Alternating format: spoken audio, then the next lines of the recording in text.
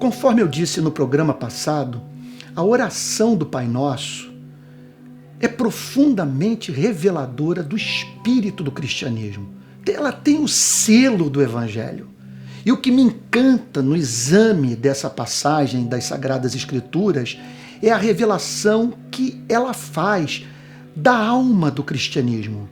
Mais do que isso, do caráter do próprio Deus. Então essa é uma oração essencial para servir de vetor para a nossa comunhão com o Criador.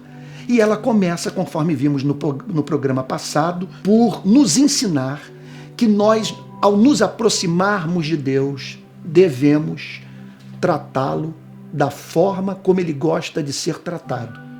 Você pode chamá-lo de o Criador, o Todo-Poderoso, o soberano dos reis da terra, mas não há modo de aproximação dele, não há forma de tratamento que mais o toque à luz da pregação de Cristo do que você chamá-lo de Pai. Chamá-lo de Pai porque você o vê como um tal. Meu nome é Antônio Carlos, eu tenho um nome duplo, Antônio Carlos, porque nasci no dia de Santo Antônio, dia 13 de junho.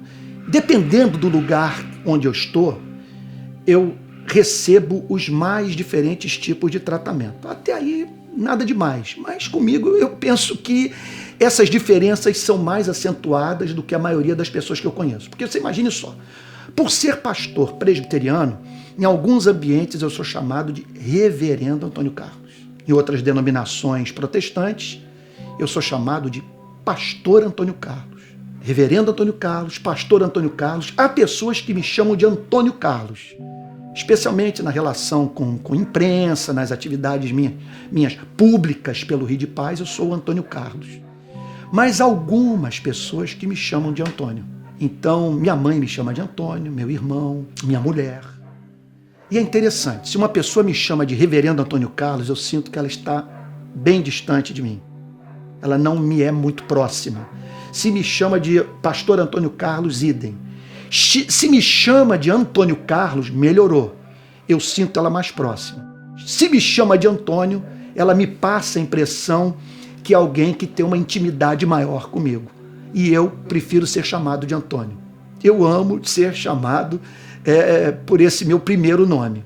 Na minha vida, só tem 3 pessoas que eu não admito que me chamem de Antônio. São meus 3 filhos, o Pedro, o Mateus e a Alissa. Esses, em razão da espécie de relação que mantém comigo, devem me chamar de pai, porque é assim que eu quero me relacionar com eles, assim que eu quero ser visto pelos meus 3 filhos queridos. Bom, o que me consola é que Deus tem o mesmo problema. Ele ama ser chamado de pai. Por isso que a oração do Pai Nosso começa dessa forma: Pai, santificado seja o teu nome.